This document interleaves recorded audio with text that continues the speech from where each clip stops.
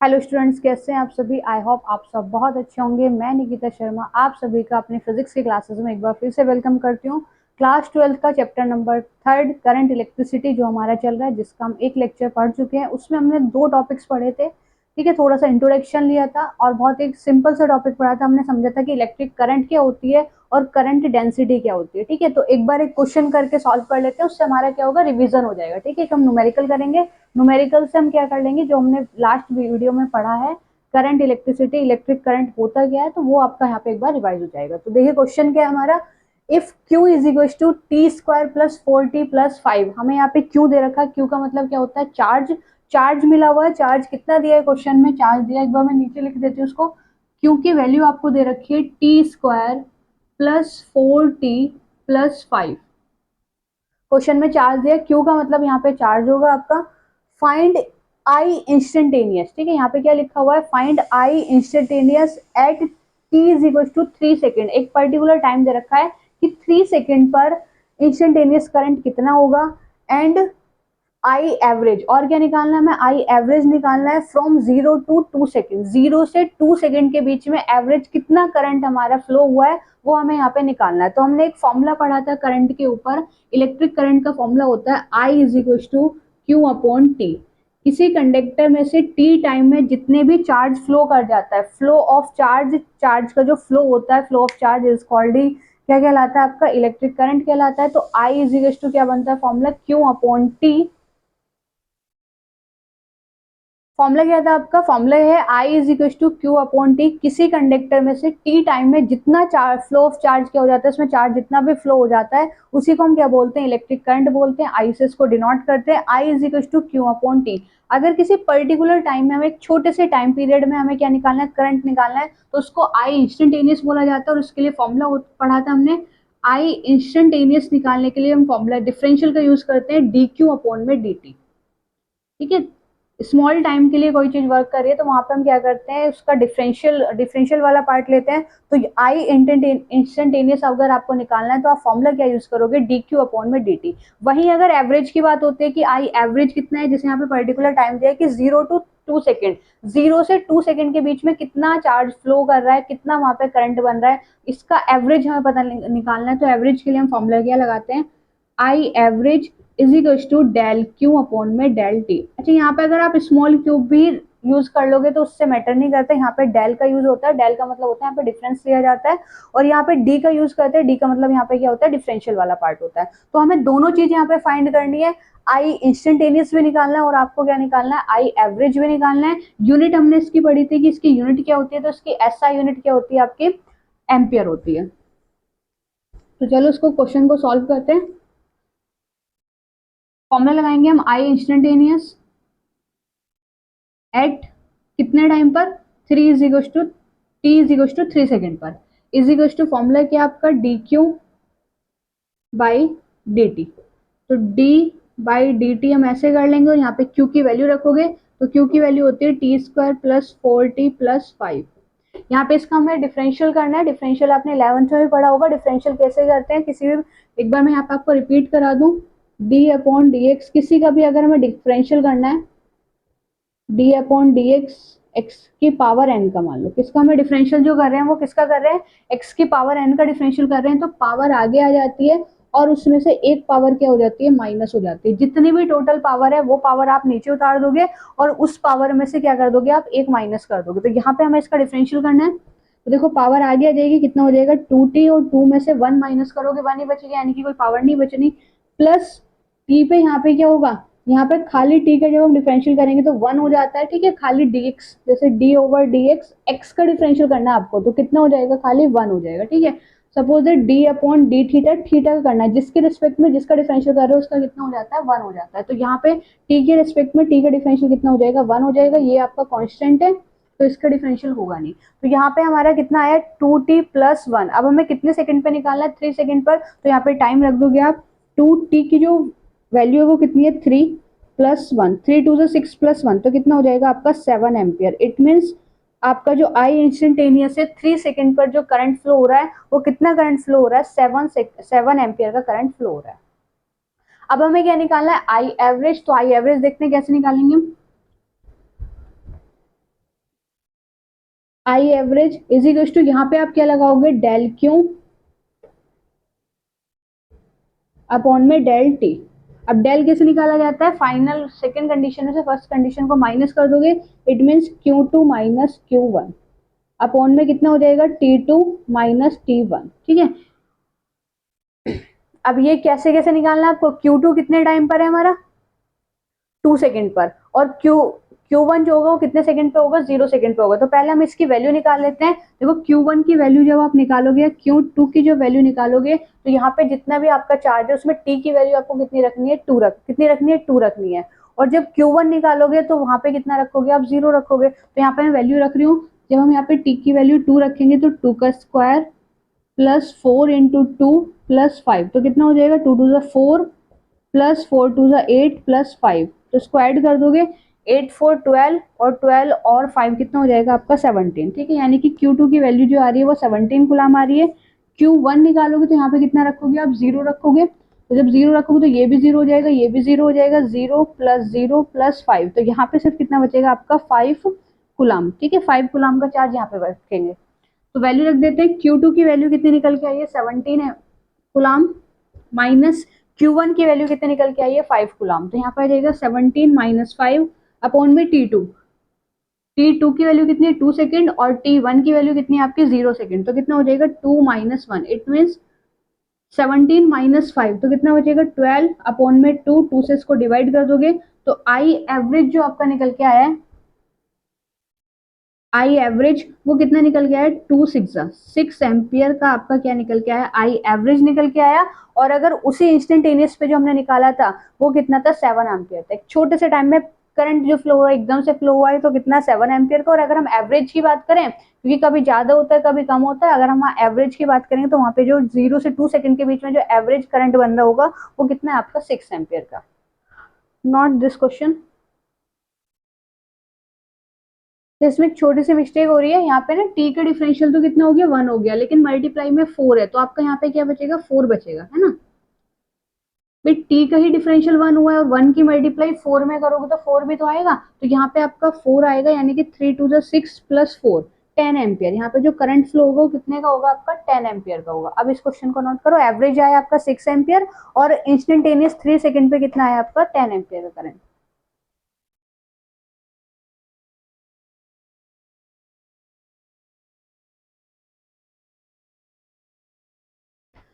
Next question है आपका, if I is equal to t square plus 1। इस बार हमें आई मिला है, आई का मतलब यहाँ पे क्या है, इलेक्ट्रिक करंट हमें दिया है। तो इलेक्ट्रिक करंट की जो वैल्यू दे रखी है, आई की वैल्यू आपको गिवन है, कितना गिवन है, t square plus 1। Find charge flow through a cross section, एक एरिया हमारा क्रॉस सेक्शन एरिया, उसमें से कितना चार्ज फ्लो कर रहा है 0 to 3 सेकंड में। ठीक है, टाइमिंग कितने मिली हमें, 0 से 3 सेकंड में उसमें कितना चार्ज फ्लो किया है। Also find the number of electron that flow in this time, और उसी टाइम पीरियड में, यानी कि इसी टाइम पीरियड में कितने इलेक्ट्रॉन्स उसमें फ्लो हुए, नंबर ऑफ इलेक्ट्रॉन्स हमें यहाँ पे निकालने हैं। तो हमें दो चीज निकालनी है, चार्ज फ्लो का मतलब है यहाँ पे एक तो आपको क्यू फाइंड करना है। ठीक है, चार्ज को हम किससे डिनोट करते हैं, क्यू से डिनोट करते हैं, क्यू फाइंड करना है। Find the number of electrons, number of electrons कितना होता है, एन होता है। टाइमिंग बिल्कुल यही है, इसी टाइम पीरियड में जितना भी चार्ज फ्लो होगा उसमें भी नंबर ऑफ इलेक्ट्रॉन्स कितने हैं वो हमें यहाँ पे निकालना है। तो आपको दो वैल्यूज यहाँ पे फाइंड करनी है, क्यू की वैल्यू फाइंड करनी है और किसकी वैल्यू फाइंड करनी है, एन की वैल्यू फाइंड करनी है। तो देखिए क्वेश्चन कैसे निकालेंगे, हम फॉर्मूला लगाएंगे, I is equal to d Q upon में डी टी। हमें क्या फाइंड करना है, क्यू फाइंड करना है। तो इसको मैं इसको ऐसे लिख सकती हूँ, d Q is equal to I d t, लिख सकते हैं ऐसे। आई की वैल्यू मिली है, आई की वैल्यू कितनी दे रखी है, t square plus 1 d T D Q. अब हमें क्या करना है, 0 से 3 सेकंड में, ठीक है, हमें लिमिट मिली है 0 से 3 सेकंड में हमें फाइंड करनी है क्या, फ्लो ऑफ चार्ज। तो हम क्या करेंगे, इसका डिफरेंशिएट कर देंगे, क्योंकि हमें टोटल नंबर ऑफ इलेक्ट्रॉन्स निकालने हैं, चार्ज टोटल चार्ज निकालना है कि कितना चार्ज फ्लो होगा। तो हमें छोटा सा पार्ट निकाल के टोटल चार्ज निकालना है, तो हम इसका क्या कर देंगे, इंटीग्रल कर देंगे। तो integral of d Q is equal to integral of t square plus 1 d t. और टाइम की लिमिट हमें मिली है 0 to 3 सेकेंड, तो इसकी लिमिट पुट करोगे आप, 0 से कितना जाना है हमें, 3 जाना है। चलो डी क्यू का जो इंटीग्रल होगा वो कितना हो जाएगा, क्यू हो जाएगा, इंटीग्रेशन आप करना जानते हो, इंटीग्रेशन कैसे करते हैं? अभी मैंने आपको डिफरेंशियल बताया था, डिफरेंशियल कैसे करते हैं? किसी भी पावर का अगर हमें डिफरेंशियल करना है तो पावर आपके नीचे आ जाती है और जितनी भी पावर है उसमें से आप एक पावर कम कर देते हो। सपोज दैट मैंने बोला आपसे x की पावर n का डिफरेंशियल बताओ, तो आपका आंसर हो जाएगा 5, नीचे आ जाएगा 5, x की पावर अब 5 ना बच के एक कम हो जाएगी, कितनी हो जाएगी आपकी 4 हो जाएगी। लेकिन यहाँ पे हमें क्या करना है? इंटीग्रेशन करना है। इंटीग्रेशन में क्या होता है? जितनी भी पावर होती है उसमें 1 प्लस कर देना है। डायरेक्टली आपको क्या करना है? जितनी भी पावर है, टोटल पावर है, उसमें 1 प्लस कर दोगे और जितनी पावर आपके ऊपर बनी है वही पावर आपकी कहाँ जाती है? डिवाइड में जाती है। ये होता है आपका इंटीग्रेशन। तो जब आप इंटीग्रेशन करोगे, किसका करना है? हमें टी स्क्वायर का इंटीग्रेशन करना है और 1 का इंटीग्रेशन करना है। तो देखो कैसे करेंगे, इसका इंटीग्रेशन करते हैं। टी स्क्वायर का जब इंटीग्रेशन करेंगे तो जितनी पावर है उसमें 1 प्लस हो जाएगा और वही पावर हमारी नीचे आ जाती है। प्लस 1 का इंटीग्रेशन कितना होगा? जिसके रेस्पेक्ट में कर रहे हो वही आपका इंटीग्रेशन हो जाता है। डी टी है तो इसका इंटीग्रेशन हो जाएगा सिर्फ टी। मान लो डी थीटा का मैं आपसे इंटीग्रेशन पूछूं तो आपका आंसर हो जाएगा थीटा। ठीक है, तो इसके अंदर मल्टीप्लाई करोगे तो डी टी तो हुआ खाली है, इसकी इसमें मल्टीप्लाई करिए, इसकी इसमें करिए तो ये डी टी बना। डी टी का इंटीग्रेशन टी, डी एक्स का इंटीग्रेशन एक्स, डी वाई का इंटीग्रेशन वाई, डी टी का इंटीग्रेशन टी। ठीक है, अब हम यहाँ पे क्या करते हैं? लिमिट पुट करते हैं। लिमिट जो हमें पुट करनी है वो 0 से कहाँ तक पुट करनी है? 3 तक पुट करनी है। लिमिट कैसे पुट किया जाता है? पहले ये वाली लिमिट पुट की जाती है फिर ये वाली। तो पहले हम 3 लिमिट रखेंगे यहाँ पे, 3 की पावर 3 डिवाइड बाय 3 प्लस, फिर 0 पुट करोगे। जब 0 पुट करोगे तो कुछ बनेगा नहीं, 0 हो जाएगा वो। अब इसे पुट करते हैं। देखो पहले हम 3 पुट कर रहे हैं, हमने इसमें 3 पुट किया, इसमें भी 3 पुट करो। यहाँ पे टी की जगह हमें कितना रखना है? 3 रखना है। प्लस जब आप 0 पुट करोगे तो 0 पे कुछ बनेगा नहीं। देखो टी की लिमिट यहाँ 0 रखोगे ये भी 0 बन जाएगा, टी की लिमिट 0 रखोगे ये भी 0 बन जाएगा। तो हमें 0 पुट करने की जरूरत ही नहीं है, हमने सिर्फ 3 पुट कर दिया। 3 मतलब यहाँ पे लिमिट है किसकी? टी की। पहले एक बार हमने कितना रखा? 3 रखा, और एक बार हमने कितना रख दिया? दूसरा, मतलब यहाँ पे भी टी की लिमिट रख दी और यहाँ पे भी लिमिट रख दी। सॉल्व कर देते हैं इसको। 3 के क्यूब करोगे 27 डिवाइड बाय 3 प्लस 3, 3 से कट जाएगा कितने टाइम्स? 9 टाइम्स। 9 प्लस 3, तो 9 प्लस 3 कितना हो जाएगा आपका? 12 हो जाएगा। तो यहाँ पे क्यू की जो वैल्यू आई है वो कितनी आई है? 12 कूलम। यहाँ पे कोई डाउट हो तो मुझे बताना, कोई इंटीग्रेशन में डिफरेंशियल में आपको कोई डाउट आ रहा हो तो मैं एक अलग से वीडियो बता दूंगी किस तरह से डिफरेंशियल करते हैं, किस तरह से इंटीग्रेशन। लेकिन आप क्लास 11 पूरा पढ़ के आए हो, इतनी चीज आपको बिल्कुल पता होगी। ठीक है, तो इंटीग्रेशन किया और उसकी हमने क्या कर दी? लिमिट पुट कर दी। तो क्वेश्चन का आंसर जो आया हमारा, यहाँ पे चार्ज जो फ्लो कर रहा है वो कितने कूलम का चार्ज फ्लो कर रहा है? 12 कूलम का चार्ज फ्लो कर रहा है। आगे क्या निकालना है हमें? Find the number of electrons. Number of electrons और निकाल लेते हैं। तो नंबर ऑफ इलेक्ट्रॉन्स कैसे निकालोगे आप? फॉर्मूला होता है Q is equal to N.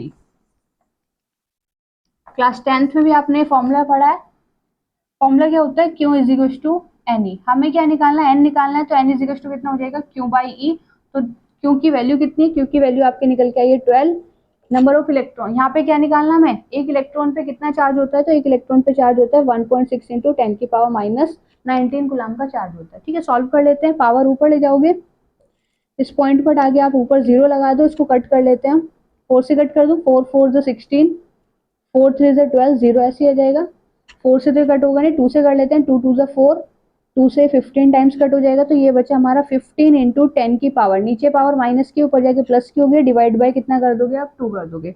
Divide कर दो, 2 7 जो 14 और 2 5 जो 10, तो 7.5 इंटू 10 की power minus, sorry plus 19 number of electrons क्या कर रहे हैं यहाँ पे? फ्लो कर रहे हैं। तो नंबर ऑफ इलेक्ट्रॉन्स यूनिट तो होगी नहीं क्योंकि नंबर है ये, तो कितना बना आपका? 7.5 into 10 to the power 19 number of electrons है। और चार्ज फ्लो, चार्ज कितना फ्लो कर रहा है? तो 12 कूलम का चार्ज आपका फ्लो कर रहा है। नेक्स्ट टॉपिक है आपका एक ड्रिफ्ट वेलोसिटी। हमें टॉपिक क्या पढ़ना है? Drift velocity.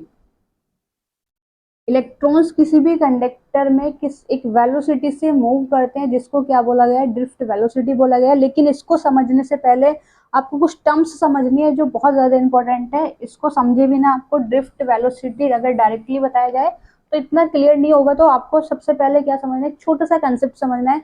किसी भी कंडक्टर के अंदर, कोई कंडक्टर है,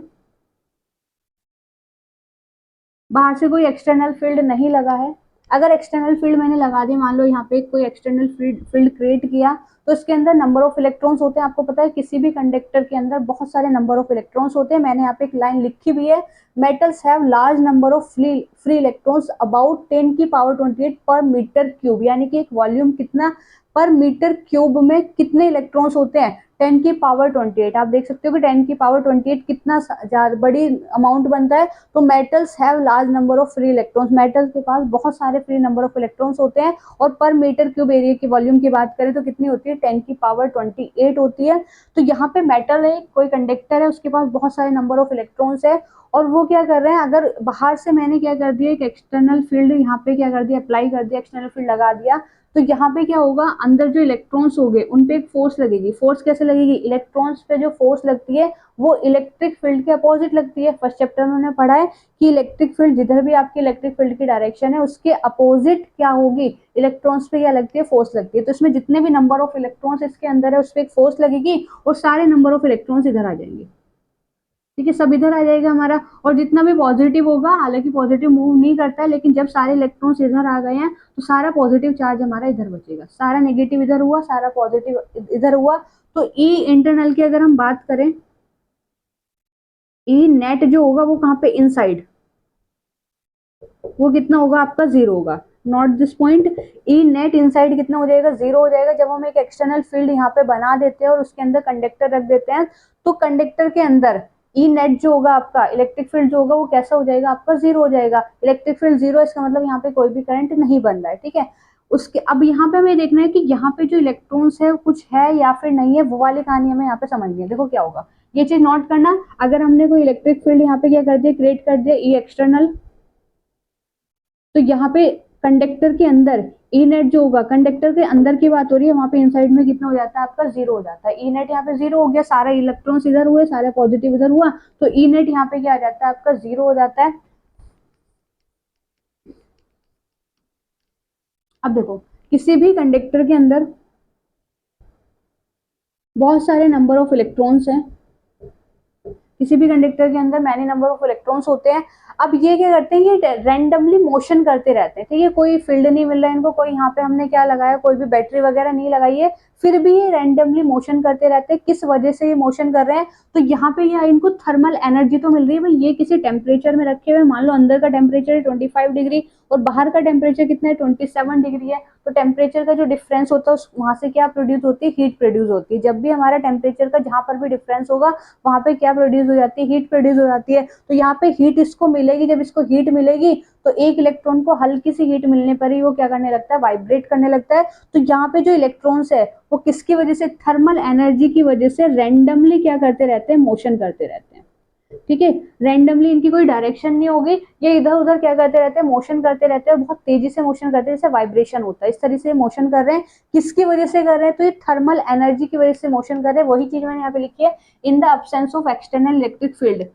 एक्सटर्नल इलेक्ट्रिक फील्ड की अब्सेंस है, कोई एक्सटर्नल इलेक्ट्रिक फील्ड नहीं है, the electrons are in the state of random motion. तो जो हमारे इलेक्ट्रॉन्स है वो क्या करते रहते हैं, रैंडमली मोशन करते हैं ड्यू टू थर्मल एनर्जी। किसकी वजह से, थर्मल एनर्जी की वजह से क्या कर रहे हैं, मोशन कर रहे हैं। एट रूम टेम्परेचर, एक एक्सपेरिमेंटली देखा गया कि रूम टेम्परेचर पर इनकी जो वेलोसिटी होती है वो 10 की पावर 5 मीटर पर सेकेंड होती है। तो आप देख सकते हो कि एक इलेक्ट्रॉन की स्पीड कितनी है, किस स्पीड से ये क्या कर रहे हैं, मोशन कर रहे हैं। तो इनकी जो वेलोसिटी होती है, वेलोसिटी कितनी होती है, 10 की पावर 5 मीटर पर सेकेंड। ये जो रैंडमली मोशन कर रहे हैं, किसकी वजह से मोशन कर रहे हैं, तो आंसर है आपका थर्मल एनर्जी की वजह से मोशन कर रहे हैं। और इनकी वेलोसिटी कितनी होगी, अप्रोक्स रूम टेम्परेचर पे जो इनकी वेलोसिटी होती है वो कितनी होती है, 10 की पावर 5 मीटर पर सेकेंड से क्या करते हैं, वाइब्रेशन करते हैं, यानी कि मोशन करते हैं।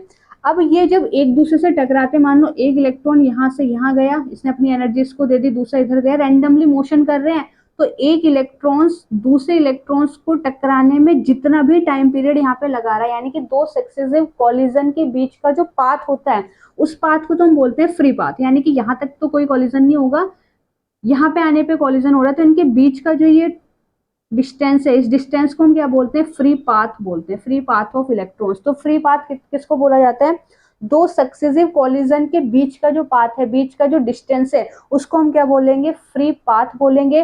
और यहाँ से इसको यहाँ तक जाने में जितना भी टाइम पीरियड लग रहा है, यानी कि कोलिजन होने में जो टाइम लग रहा है, उस टाइम को आप क्या नाम बोलोगे? उस टाइम को बोलते हैं हम रिलैक्सेशन टाइम। वहां पे क्या बनेगा आपका? रिलैक्सेशन टाइम बनेगा।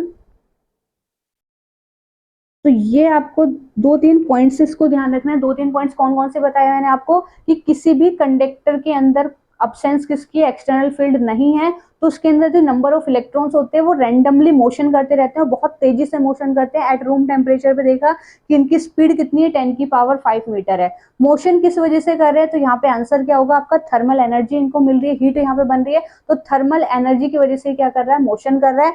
अब दो इलेक्ट्रॉन्स की कोलिजन होने के बीच का जो पाथ है, यानी कि एक इलेक्ट्रॉन्स दूसरे इलेक्ट्रॉन्स से जाके टकरा रहे हैं, क्योंकि रैंडमली मोशन करने तो एक दूसरे टकराते हैं, तो इनके दो सक्सेसिव इलेक्ट्रॉन्स के बीच का जो डिस्टेंस होता है, उस डिस्टेंस को हम क्या बोलते हैं? फ्री पाथ बोलते हैं। और एक इलेक्ट्रॉन दूसरे इलेक्ट्रॉन से टकराने में जितना भी टाइम ले रहा है, जितना यहाँ पे टाइम पीरियड लग रहा है, उसको हम क्या बोलते हैं? रिलैक्सेशन टाइम बोलते हैं। तो यहाँ पे आपको तीन टर्म्स मैंने आपको बताई। थर्मल एनर्जी की वजह से कोई भी कंडक्टर के अंदर जो जितने भी नंबर ऑफ इलेक्ट्रॉन्स है वो क्या करते हैं? रैंडमली मोशन करते रहते हैं। इनके बीच का जो पाथ है, दो कॉलिजन के बीच का जो पाथ है, दो इलेक्ट्रॉन्स के कॉलिजन के बीच का जो पाथ है, उसको हम क्या बोलते हैं? फ्री पाथ बोलते हैं। उस डिस्टेंस को फ्री पाथ बोला जाएगा।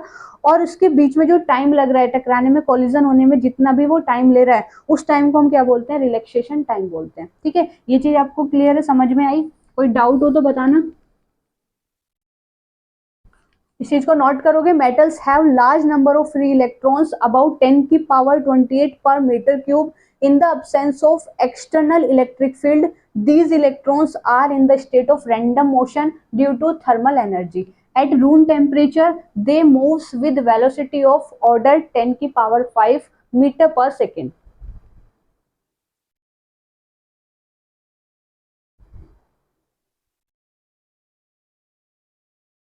देखिए, हम मान के चल रहे हैं if u1 u2 u3 up to dot dot u1 are the random thermal velocities over n free electrons. बहुत सारे नंबर ऑफ इलेक्ट्रॉन्स हमने माना, n हमारे पास नंबर ऑफ इलेक्ट्रॉन्स है, तो उनका रैंडम वेलोसिटीज हम मान के चल रहे हैं u1 u2 u3 है, क्योंकि सबकी अलग अलग वेलोसिटी होगी। कि अप्रोक्स बताया गया है कि अप्रोक्स 10⁵ के आसपास निकल के आती है। ठीक है, तो यहाँ पे कोई इलेक्ट्रॉन्स है, इसकी वेलोसिटी माना u1 है। ठीक है, दूसरा इलेक्ट्रॉन है, ये टकराया तो इसकी वेलोसिटी कितनी हो गई? u2 हो गई। ये यहाँ पे कोलाइड किया, इसकी वेलोसिटी कितनी हो गई? u3 हो गई। तो इस तरह से रैंडमली वेलोसिटी इसकी हम कितनी मान के चल रहे हैं? u1 u2 u3 मान के चल रहे हैं। तो इसका एवरेज कितना होगा? एवरेज वेलोसिटी यहाँ पे कितनी होगी? तो हम u एवरेज निकालेंगे। u एवरेज को इस तरह से डिनोट किया जाता है, u के ऊपर हम वेक्टर लगाएंगे। ठीक है, तो इसको हम क्या लिखेंगे? u1 प्लस u2, वेलोसिटी है तो वेक्टर क्वांटिटी है, u1 plus u2 u3 up to dot dot. हमें कहाँ तक चलना है? नंबर ऑफ इलेक्ट्रॉन्स हमारे n है, डिवाइड बाय किससे कर दोगे? n से कर दोगे। तो ये रैंडमली मोशन यहाँ पे देखा गया कि इतना रैंडमली हो रहा है कि इसकी जो एवरेज निकल के आ रहा है वो कितना होता है? 0 होता है। तो आपको ये ध्यान रखना है कि रैंडम मोशन जब इलेक्ट्रॉन्स करते हैं तो उनका एवरेज कितना लिया जाता है? 0 लिया जाता है। एवरेज 0 है, इसका मतलब यहाँ पे क्या माना गया है? कि कोई वेलोसिटी है नहीं। वेलोसिटी है, रैंडम वेलोसिटी है, लेकिन इतनी तेजी से वो मूव कर रहे हैं कि वहां पे जो उसकी एवरेज निकल के आया है वो कितना निकल के आ रहा है? आपका 0 निकल के आ रहा है। और अगर यहाँ पे 0 का मतलब क्या है? कि वेलोसिटी नहीं है, और वेलोसिटी नहीं है तो इसका मतलब है कि वहां पे करंट नहीं बनेगा। करंट क्यों नहीं बनेगा? क्योंकि करंट वहीं बनता है जहां पे हमारे इलेक्ट्रॉन्स क्या करते हैं? फ्लो करते हैं। यहाँ पे आपका एवरेज कितना निकल के आ गया? 0 निकल गया है। इसी तरह से मान लो कोई अगर रॉड है आपकी, कोई आयरन की रॉड है, अगर आप उसको टच करोगे तो करंट नहीं लगता है, बल्कि उसके अंदर रैंडमली मोशन हो रहा है। बाहर से थर्मल एनर्जी की वजह से उसको क्या मिल रहे हैं? हीट मिल रही है, जिसकी वजह से वो मोशन कर रहे हैं। और जब इलेक्ट्रॉन्स मोशन करते हैं तो वहां पे करंट बनना चाहिए। करंट की डेफिनेशन ये बताती है, flow of electrons is called current. लेकिन करंट क्यों नहीं बन रहा? तो रीजन आपके सामने, रीजन यही है क्योंकि इसकी एवरेज वेलोसिटी जो आ जाती है वो 0 हो जाती है। एवरेज वेलोसिटी 0 है, इसका मतलब है कि इलेक्ट्रॉन्स मोशन नहीं कर रहा है। इलेक्ट्रॉन मोशन नहीं कर रहा है तो वहां पे आपका क्या होगा? करंट प्रोड्यूस नहीं होगा। तो यहाँ पे क्या हो जाएगा? आपका करंट क्या हो जाएगा? आपका 0 हो जाएगा, यानी कि करंट बनेगा ही नहीं, क्योंकि वेलोसिटी आपकी क्या है? 0 है। तो हम इसको ऐसे लिख सकते हैं।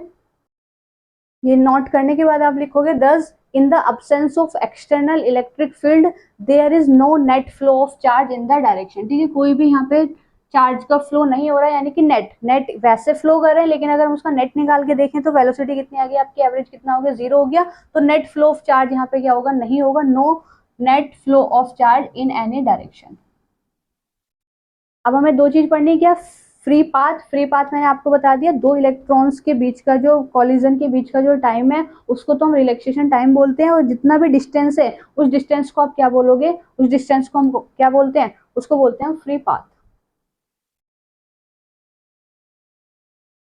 देखो दो टर्म्स हमें पढ़नी है, कौन कौन सी, एक तो मीन फ्री पाथ और दूसरा आपका रिलैक्सेशन टाइम। तो मीन फ्री पाथ मैंने आपको बता दिया है कि किसी भी कंडक्टर के अंदर इलेक्ट्रॉन्स रैंडमली मोशन कर रहे हैं, जब ये इलेक्ट्रॉन दूसरे इलेक्ट्रॉन से जाके क्या कर रहा है, कोलाइड कर रहा है, तो उसके बीच का जो पाथ है, ठीक है, इसके जो बीच का जो पाथ है उसको हम क्या बोलते हैं, मीन फ्री पाथ बोलते हैं, उसको लैम्डा से डिनोट करते हैं। और यहाँ से यहाँ तक कोलिजन होने में जितना टाइम लिया है उसने, उसको क्या बोलते हैं, रिलैक्सेशन टाइम बोलते हैं, और उसको हम किससे डिनोट करते हैं, टो से डिनोट करते हैं, ठीक है। फिर इसका कोलिजन दूसरे इलेक्ट्रॉन से होगा, ठीक है। तो इस तरीके से मान लो यहाँ पे इसको लैम्डा 1 भी मान सकते हैं, दूसरा क्या हो गया, लैम्डा 2 हो गया, और टाइम उसने कितना लिया, टो 2 लिया, क्योंकि इसका डिस्टेंस फ्री पाथ और जो हमारा रिलैक्सेशन टाइम है ये फिक्स नहीं है। अप्रोक्स जो हम इसका एवरेज देखेंगे वो हमारा एवरेज हम निकाल के देखेंगे कि एवरेज कितना आ रहा है, लेकिन अभी आप मान के चलते हो कि यहाँ से यहाँ तक का फ्री पाथ लैम्डा 1 है, फिर दूसरे से कोलाइड किया लैम्डा 2 हो गया, यहाँ तक का टाइम लिया उसने टो 1 रिलैक्सेशन टाइम, और ये कितना हो गया आपका, टो 2 हो गया, ठीक है। तो इस तरीके से ये चीज कंडीशन चलती रहती है, रैंडमली मोशन करता रहता है, और जिसका एवरेज वेलोसिटी कितना निकल के आता है, 0 निकल के आता है। ये चीज आपको ध्यान रखना है कि रैंडमली मोशन का जो एवरेज वेलोसिटी है वो ऑलवेज कितनी होगी, आपकी 0 होगी। इसी को हम डेफिनेशन में डिफाइन करेंगे, the average distance of electrons travel between two successive collision, दो सक्सेसिव कॉलिजन के बीच में जो डिस्टेंस ट्रेवल है इलेक्ट्रॉन्स का, उसको हम क्या बोलते हैं, is called mean free path of electrons and mean free path of electrons and average time that an electrons spend between two collision, दो कॉलिजन के बीच में जो टाइम स्पेंड हुआ है उस टाइम को हम क्या बोलते हैं, रिलैक्सेशन टाइम बोलते हैं। इसको टो से डिनोट करते हैं, ठीक है, ये टो बना हुआ है, और जो हमारा मेन पाथ ऑफ इलेक्ट्रॉन्स है उसको लैम्डा से डिनोट करते हैं, ठीक है।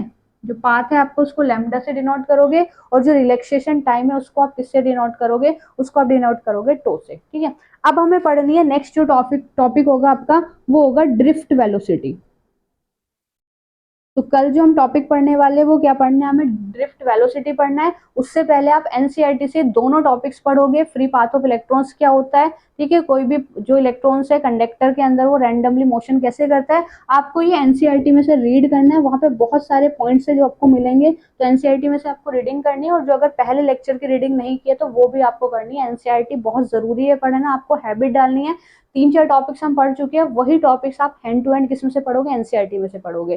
पहले क्या पढ़ना है, हमें इलेक्ट्रिक करंट पढ़ना है, एवरेज डेंसिटी के बारे में पढ़ना है, करंट डेंसिटी क्या है, फिर आपको फ्री पाथ ऑफ इलेक्ट्रॉन्स देखना है, रिलैक्सेशन टाइम देखना है, और कल जो वीडियो में हम पढ़ेंगे, नेक्स्ट जो क्लास आएगी आपकी, वो क्या पढ़ेंगे हम, ड्रिफ्ट वेलोसिटी। तो थोड़ी सी रीडिंग लगानी है तो रीडिंग लगा देना, बाकी हम इसको कल समझेंगे। थैंक्स फॉर वॉचिंग, मिलते हैं नेक्स्ट वीडियो में, तब तक के लिए गुड लक।